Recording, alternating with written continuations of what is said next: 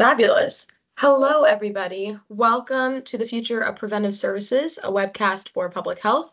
My name is Ranjana Kapil. I'm with the American Lung Association, and I'll be moderating today's webcast. This webcast will be recorded, and it will be available after the completion of this webcast. If you have any questions, please use the Q&A feature. You can type in all your questions, and at the end, we will be taking those questions, and Ann and Tom will be answering some stuff. Next slide, please. I'd like to quickly introduce today's speakers. First, we have Ann DiGiulio, the Director of Nationwide Lung Health Policy. Ann directs the Lung Association's Tobacco Cessation Policy Project. Her expertise is in tobacco cessation policy and healthcare issues, including Medicaid, Medicaid expansion, and marketplace healthcare. She's originally from Chicago, Illinois, and received her BA in political science from the George Washington University.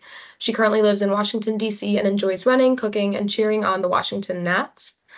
We are also joined by Tom Pryor, who has his JD and PhD. Tom is a staff attorney with the Public Health Law Center, providing legal technical assistance on commercial tobacco control issues to public health professionals and organizations in California and throughout the United States. Prior to joining the Public Health Law Center, Tom was an associate attorney in Fager, Drinker, Biddle, and Reed's business litigation group, representing clients in complex commercial disputes in state and federal courts nationwide. At Fager, Tom focused on appellate litigation and pro bono work representing indigent clients and working with public interest and advocacy organizations to protect civil rights and liberties. Tom has also clerked on the Eighth Circuit Court of Appeals and taught law and pre-law courses as an adjunct professor. Next slide. So today, during today's webcast, we're going to go over quite a few things, as you can see on the slide. We'll go over the APA's preventive services requirement, structure of the policy and implementation, legal challenges and decisions that have probably brought you all here, the Fifth Circuit Court of Appeals decision, policy implications, and next steps. And then, of course, at the end, we will have that Q&A time. So please feel free throughout the presentation to click on Q&A and type in your questions as they come to you. Next slide. Great. I'm going to turn it over to Ann. Thank you so much, Ranjana. And thank you, everyone, for being here today. As Ranjana said, my name's Ann DiGiulio, and I am going to quickly take us through kind of some of the history of the preventive services requirement, and then, kind of how we got to where we are before I turn it over to Tom to talk about all of the legal ins and outs. So the preventive services requirement, which is part of the Affordable Care Act, as hopefully everyone knows, the Affordable Care Act regulates insurance coverage. It does a number of things. It sets limitations on premiums. It can only be based on 4 things: age, family size, geography, and then tobacco use. It creates a number of financial protections for patients, prohibiting lifetime limits, annual limits on coverage. It sets maximum out-of-pocket costs. Additionally, it also created Medicaid expansion, which provides coverage for additional low-income people. And then it requires healthcare plans to cover key healthcare benefits. So when we think of healthcare, we think of, in health insurance, we think of this kind of group of services. So emergency services, hospital, maternity care, prescription drugs, pediatric services, and then this section I've highlighted, preventative and wellness services and chronic disease management. And so this really is the preventive services requirement that we've talked about before. And I just want to share a little bit more about that.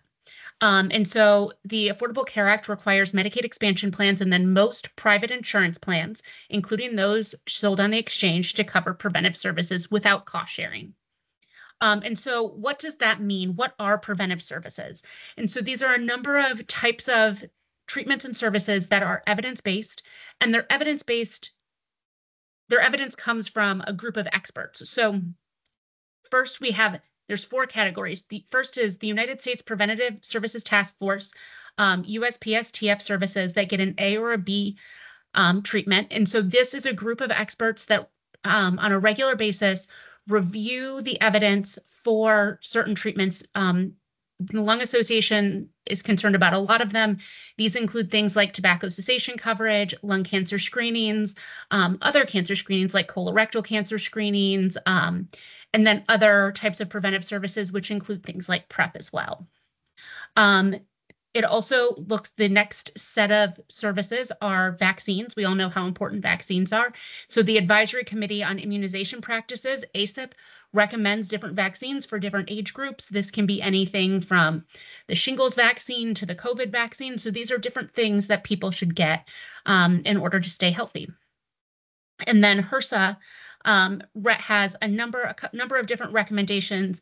There's a set for infants, children, and adolescents, as well as a set of preventive care and screening for women. And so these are the 4 different categories of what is defined as preventive services and what should be covered without cost sharing. And again, in Medicaid expansion plans, and then in most private insurance plans. Again, as I mentioned, a couple of examples of USPSTF preventive services are tobacco cessation treatment for adults. That's received an A grade since 1996. There's been some tweaks around the edges, but for the most part, it's kept its A grade. And then lung cancer screenings for the high risk population. And that first received a B in 2013. So that's a much newer recommendation. But again, these are all evidence-based, and there's a schedule for the review of documents and the review of literature to make sure that these things really are evidence-based and it's the best evidence available. So I'm going to kind of just jump into what the legal challenge was against this case. And I will say that this really kind of talks a lot about the legal challenge stemmed from things like this one employer in Texas, Braidwood, being concerned about covering things like birth control and PrEP. And PrEP, as if you don't know, is for the prevention of HIV, the HIV virus. And so one employer in Texas challenged the preventive services requirement and went court shopping and got a very conservative judge in Texas, and then got a decision. So again, they challenged it on 2 different counts. First, that they thought that preventive services was unconstitutional because the members of these 3 bodies I had mentioned, the United States Preventive Services Task Force, ACIP, which is the Vaccine Advisory Committee, as well as HRSA, violated the Constitution's Appointments Clause. Remember, the Appointments Clause is going to be when any member of the executive is appointed by the president and then confirmed by the Senate. This is usually reserved for cabinet level officials, but there are some places where other individuals also have this level of appointment. The other thing that the Braidwood corporation challenged the preventive services requirement were on that it violated the Religious Freedom Restoration Act.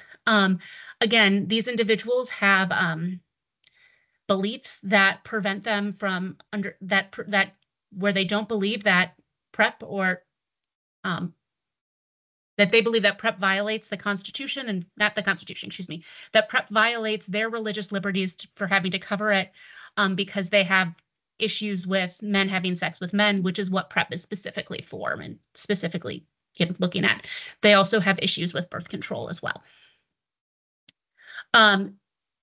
A number of months ago, and some of you, I think, hopefully joined our webcast on the initial Braidwood ruling back almost a year ago now, but that circuit court, the district court in the Fifth Circuit in Texas came out with their ruling, and they said that the United States Preventive Services Task Force recommendations violates the Appointments Clause because, again, those members of the USPSTF are not appointed by the president, nor are they confirmed by the Senate. And I will say, kind of as a little bit of an editorial note here, that the reason that they're not appointed, well, there's a number of reasons they're not appointed by the president and confirmed by the Senate, but part of it is by design to keep the politics out and really make sure that this is a evidence-based body to do evidence-based work, looking at what has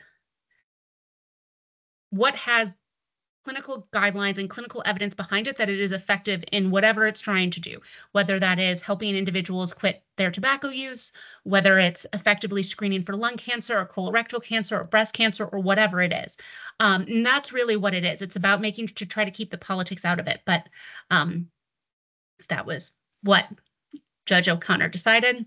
And then what Judge O'Connor also decided was that the ACIP and the HRSA recommendations do not violate the appointments clause, because while they are while they're not appointed by the president and confirmed by the Senate, they're appointed by someone who was appointed by the president and confirmed by the Senate. So they kind of got around it there.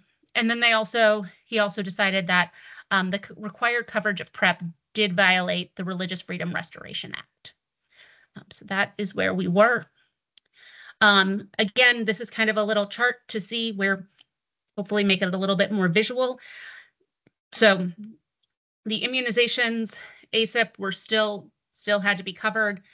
Both HRSA recommendations still had to be covered. But he did say again that the USPSTF, United States Preventive Services Task Force A and B recommendations were in violation of the Constitution. So what he decided back in March of last year was that any screening or service given an A or a B on or before March 23rd, 2010 was still required to be covered without cost sharing. This is because on March 23rd, 2010, the Affordable Care Act became law. So anyone who had voted for the bill knew all of the, in theory, could have known all of the USPSTF A and Bs at the time. So he said that any screening or service that received the A or a B rating after March 23rd, 2010 did not have to be covered. So if we think back to that slide I had about lung cancer screening and tobacco cessation, while tobacco cessation had an A before, that still had to be covered. However, lung cancer screenings, because they only received their B grade in 2013, did not. Judge O'Connor did enjoin the remedy to the entire country. However, it was stayed pending appeal, which in a moment I'm going to turn it over to my colleague Tom to talk about. A couple of things to note that, when we say that they didn't have to be covered, an insurance plan could still cover these treatments, but they may impose cost sharing or other things. They may not cover them at the same level as USPSTF said. So, but the remedy was stayed until our appellate court ruling. So with that, I am going to stop sharing my slides and turn this over to my colleague, Tom Pryor from the Public Health Law Center. And just a reminder, please throw any questions you have in the chat. We're really looking forward to a robust discussion once we're done talking.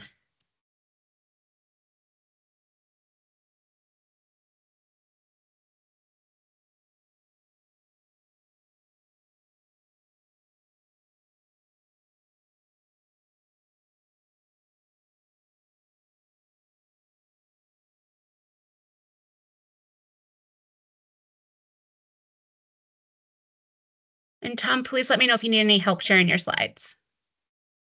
And he got kicked out, so now he's back in. Great. So it looked like we had a little bit of technical issues and Tom got kicked out, but Tom, it looks like you got back in. Are you able to share your slides? Done? Yeah, I am done. So it is over to you. Okay, so sorry about that. I restarted my computer earlier in the hopes of avoiding any technical problems. And of course, no good deed goes unpunished because my computer still did a surprise restart right before it was my turn to speak. And so I'm trying to pull up my slides, which I do have. And I will try to go over the Braidwood decision while my computer decides if it's going to cooperate. Does that sound good? And I'm not sure what I missed while I was out, so apologies about that. That sounds great. I kind of went over, essentially, I ended with the fact that while Judge O'Connor enjoined his remedy to the entire country, that was stayed waiting for the appellate court's review. So I think that is right where your slides start, if my memory is serving me correctly. Fantastic. So while my computer decides if it's going to let me access PowerPoint, I'm just going to do this from memory, and you'll have to just imagine the images, the amazing images that would be present on this slideshow based on the rich description of my presentation. So as a reminder, what we saw in the district court, the Northern District of Texas, was a challenge to the preventative care mandates from the ACA. And it was centered on appointments made to 3 agencies, which Anne discussed. There's the PSTF, there's ASIP, and there's the HRSA agencies. And the crux of the challenge was that the appointments made to those agencies violated the appointments clause of the US Constitution. And my slideshow is just loading several times over. The district court had ruled that there were potential problems with ASIP and HRSA, but certainly there was a problem with the PSTF that was that the defendants could not rectify. And that is where we'll pick up my slideshow. Can everybody see that?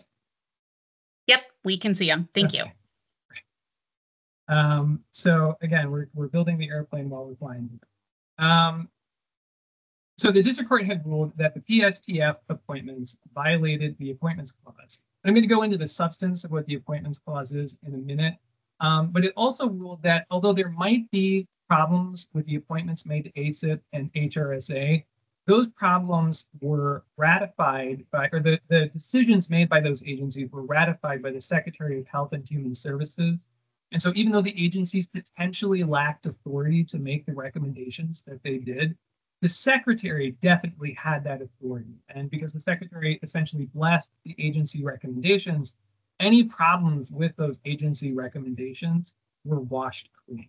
So as an upshot, the ASIP and HRSA provisions were left unchanged by the district court, but the judge entered what is called a universal injunction, preventing implementation of the PSTF recommendations throughout the entire nation.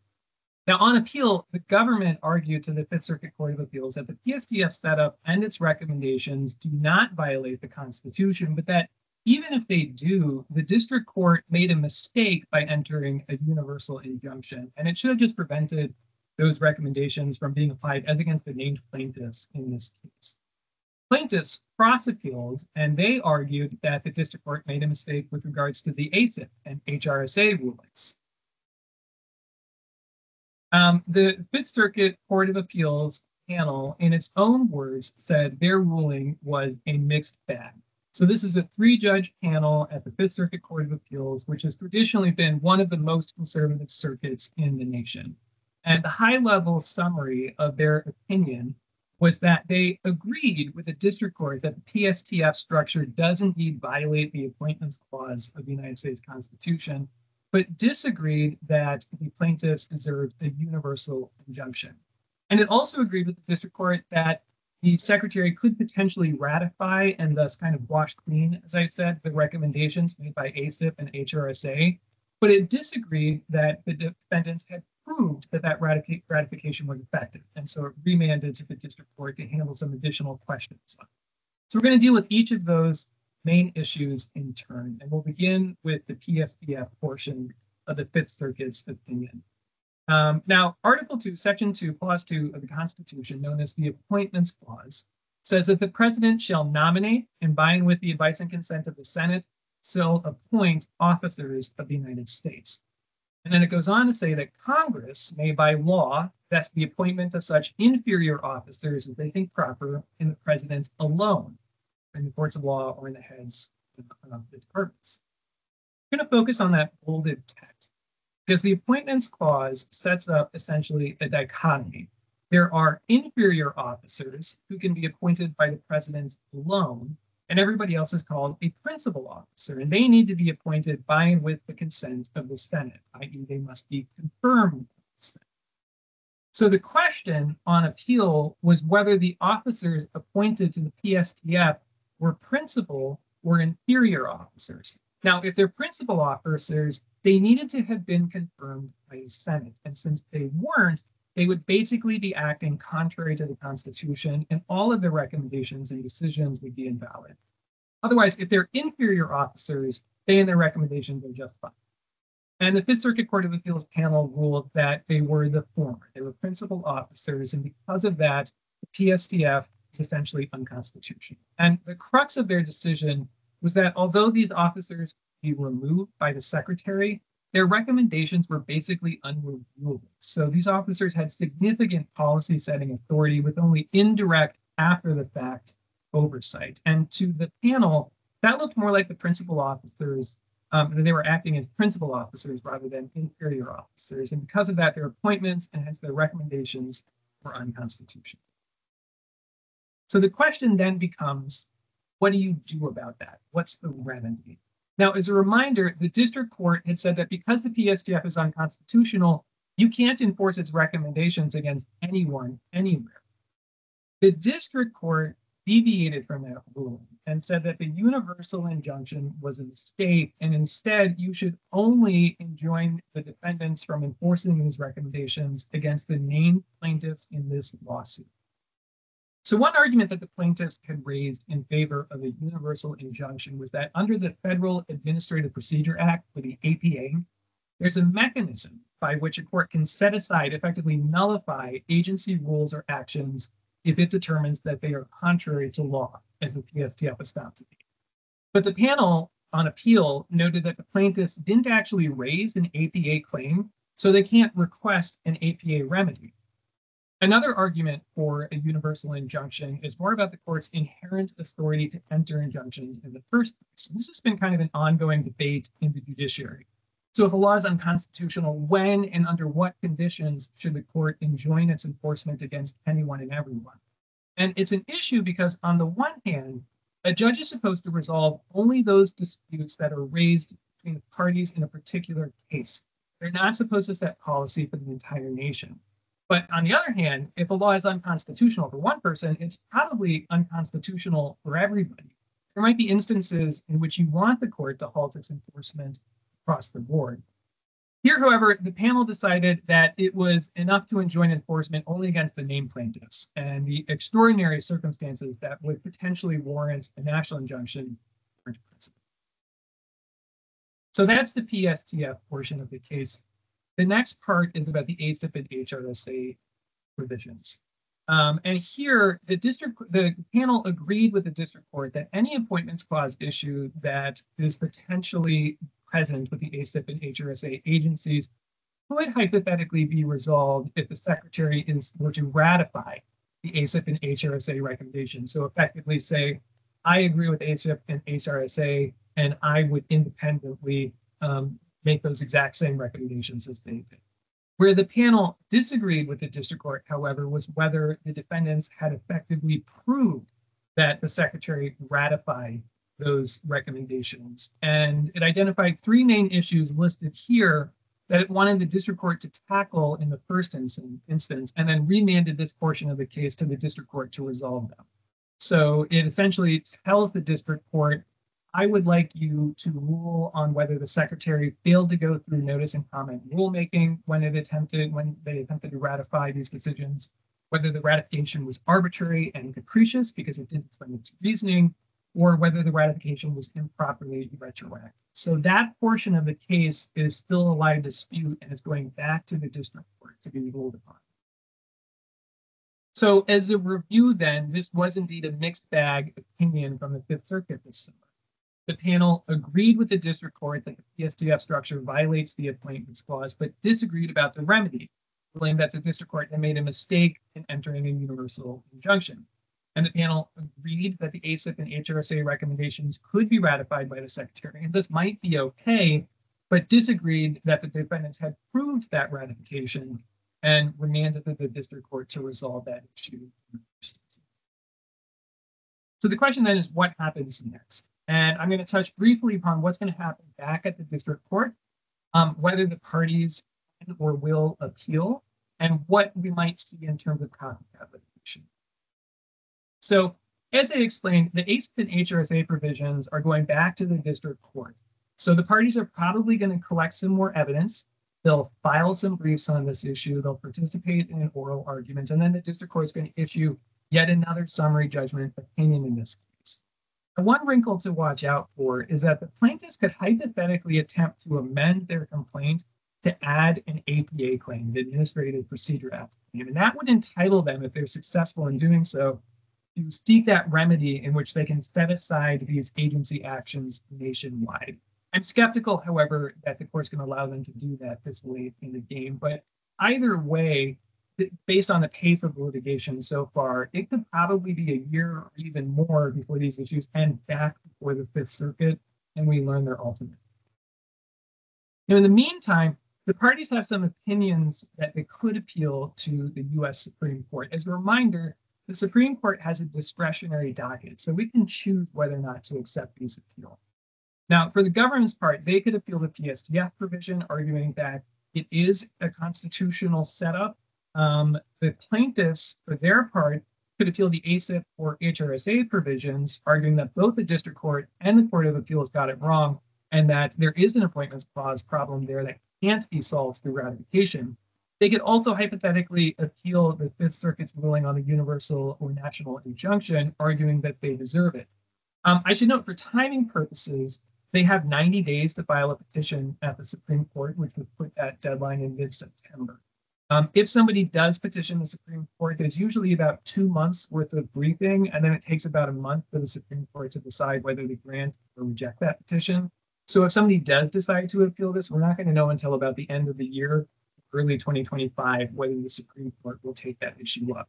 However, I would actually be a bit surprised if either party appealed. And that's because for the government's part, they have little to gain and potentially a lot to lose by appealing to the Supreme Court. I say little to gain because although this was objectively a bad decision for the defendants and the public health broadly, we did avoid the worst case scenario, which was that universal injunction. And so really they'd be looking for better precedent, but there isn't a lot of kind of policy impact that they're likely to see from a successful case at the Supreme Court.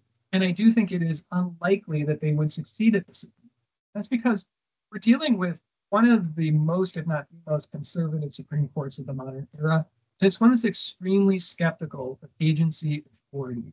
And so I think the government would be very unlikely to win at the Supreme Court. And if anything, the Supreme Court could issue a more expansive ruling that sets a worse national precedent for the government of the ACA.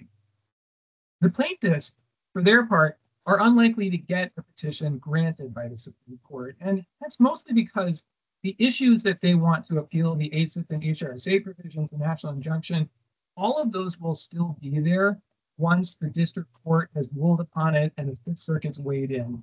And so the Supreme Court has little incentive to kind of jump the gun and take those issues up on appeal now, when it can instead bide its time and, if it wants, rule upon them with a more fully developed record in the future. I'll also say that although this is certainly an important case, one with national implications, it's not quite at the level of the sort of juicy legal policy cases that the Supreme Court typically takes. So I would be a little surprised, again, if they were to kind of jump in there and grant the appeal at this stage, as opposed to waiting until after it's worked its way back up the court's system. So here's a kind of visual representation of where we've been and where we're going. So as a reminder, we started in the Northern District of Texas. The Fifth Circuit Court of Appeals issued its opinion this summer, in which it issued the mixed bag opinion, and part of the case is going back to the district court. And in the meantime, we could hypothetically see this appeal to the US Supreme Court, although I think it's unlikely, at least, that appeal, if any, is granted. While we're waiting to find out what happens with this case, we could see some additional litigation, some copycat litigation from these plaintiffs or similarly situated plaintiffs.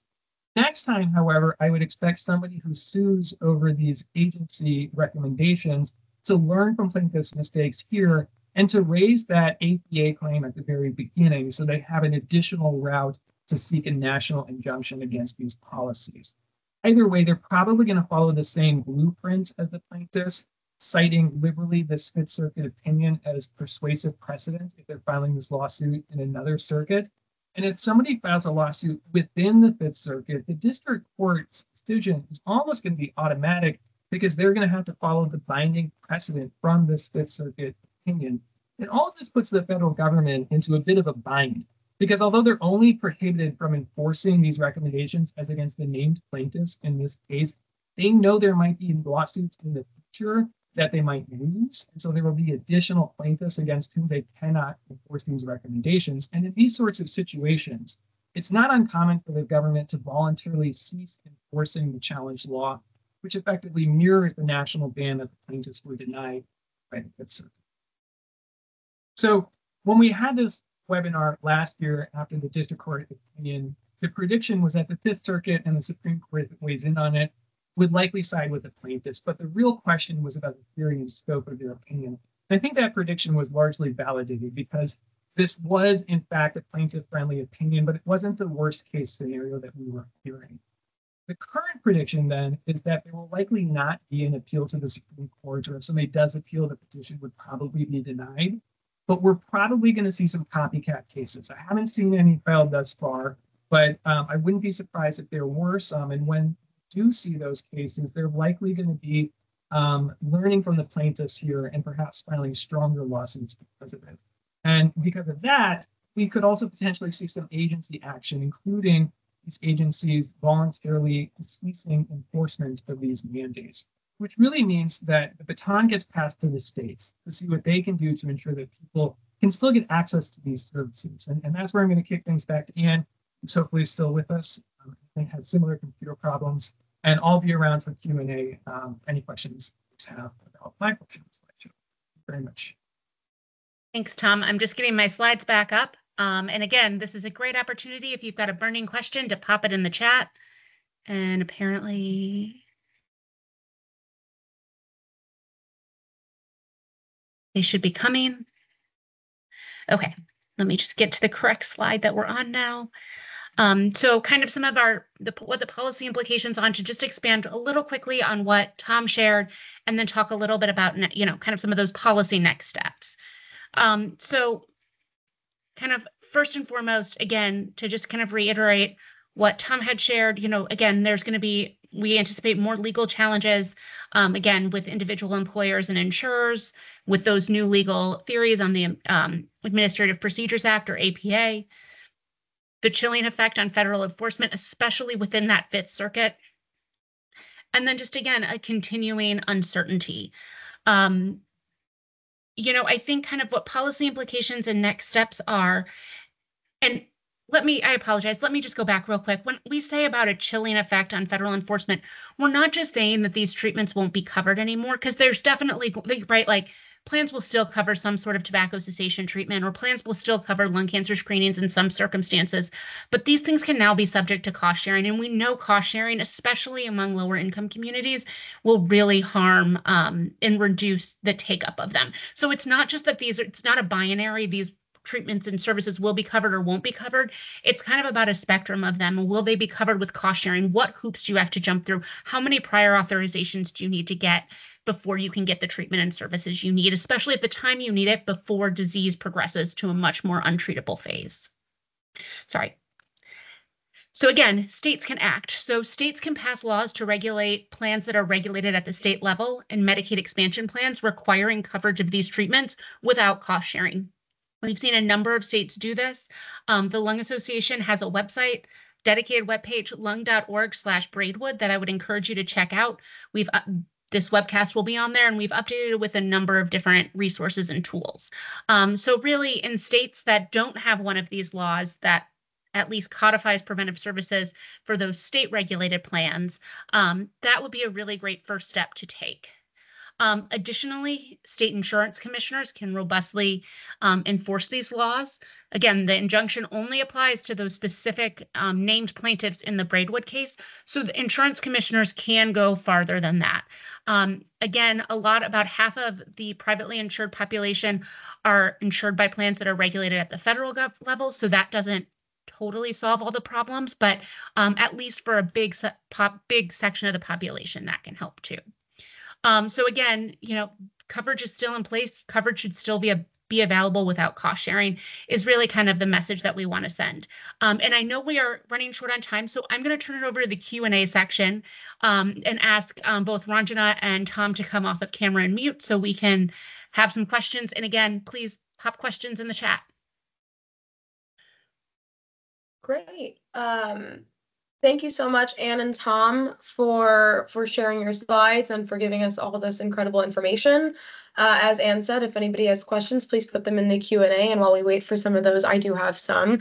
Anne, can you speak a little bit more to what you believe could be the anticipated response by insurers? Yeah, so insurance in the United States is a business and a for-profit business. And so, I think insurers are going to be, hopefully, we hope that they will see the value of preventive services. But, I definitely fear that you could see less coverage of some of these treatments.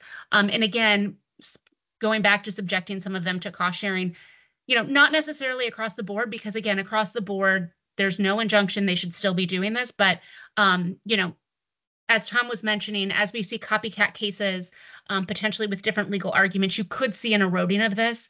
So I think, right now we don't anticipate anything different. I think, the rate filing has happened already. And so state insurance commissioners are still reviewing some of the plans. They should be on the marketplace for at least window shopping in the next month or so, maybe 2 months. And so we'll start to see kind of what some of the real world implications are. It takes about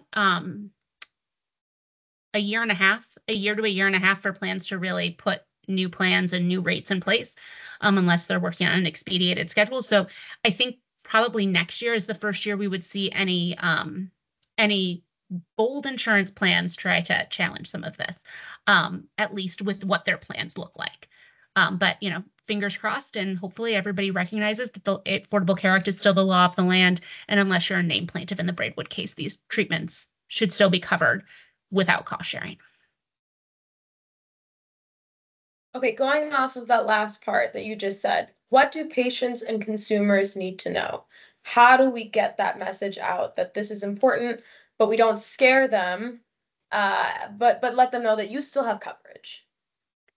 Yeah, I think my recommendation would be messaging should still be that preventive services, all 4 aspects of them, USPSTF A and B services and treatments, ACIP vaccines, HRSA women and HRSA children recommendations should still be covered without cost sharing. And if they are not, we should encourage patients and consumers to file complaints either with their state insurance commissioner or with the ERISA board, depending on kind of what their level, where their plan is regulated, or with their Medicaid plan if they're in a Medicaid expansion plan, because that really kind of is, that's what the message is. I think from a public health standpoint, from a health policy standpoint, we need to be ready to change our messaging if we need to. But really from a consumer and a patient perspective, these treatments should still be covered without cost sharing. And if patients are running into cost sharing or finding these treatments not covered, that's a problem.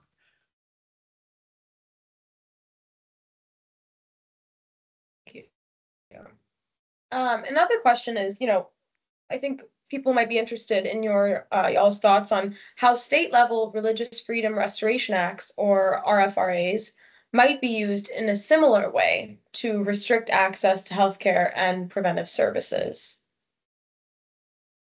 Yeah, no, I'll take that one. Appreciate the question, which I think was supplied in advance. So thanks for raising that issue.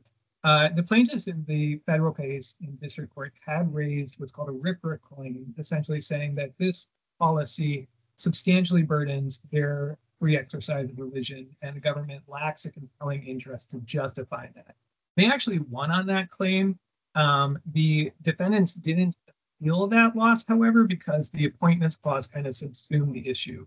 But it does leave open the door for copycat litigation to make similar claims either under the federal RFRA statute or state versions of that statute.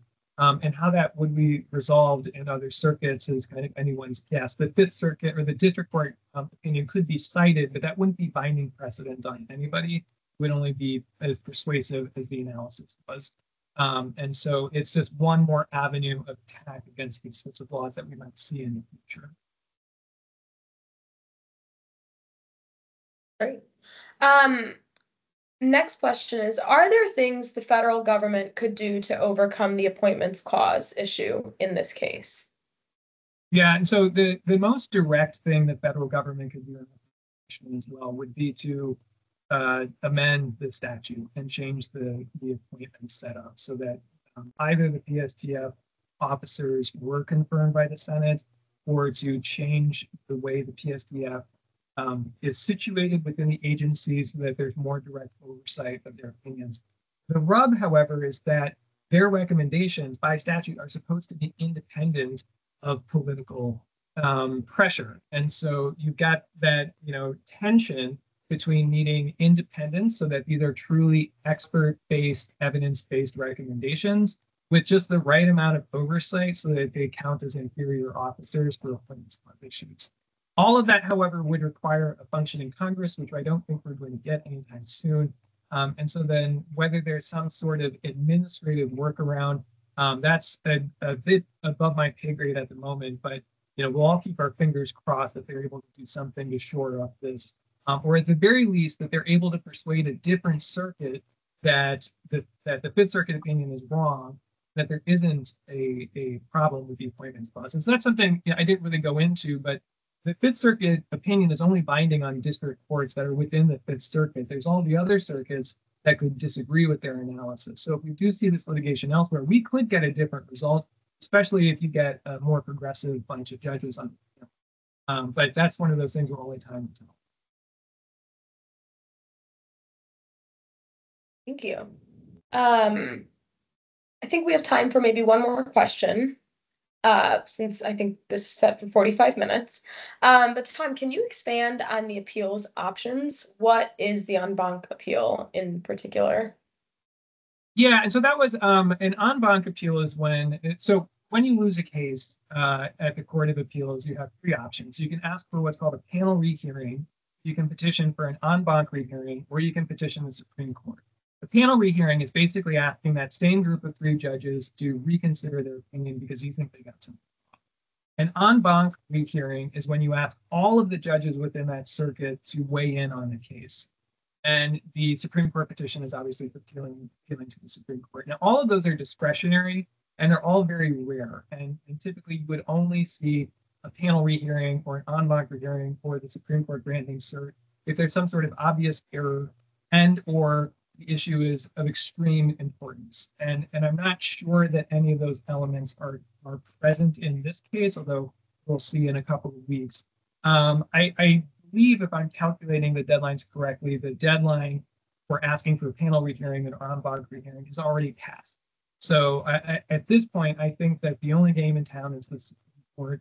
So we'll be watching closely to see if either side petitions the Supreme Court or asks the Supreme Court for more time to make that decision.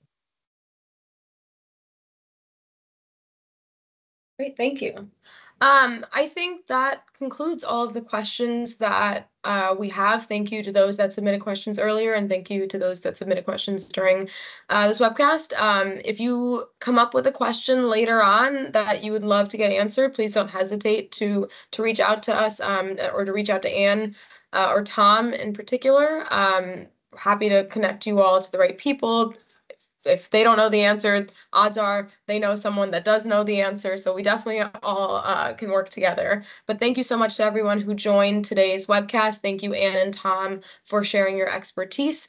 And we hope everybody has a great rest of your day. And please, in the next few hours or maybe tomorrow, you'll see a link to the recording.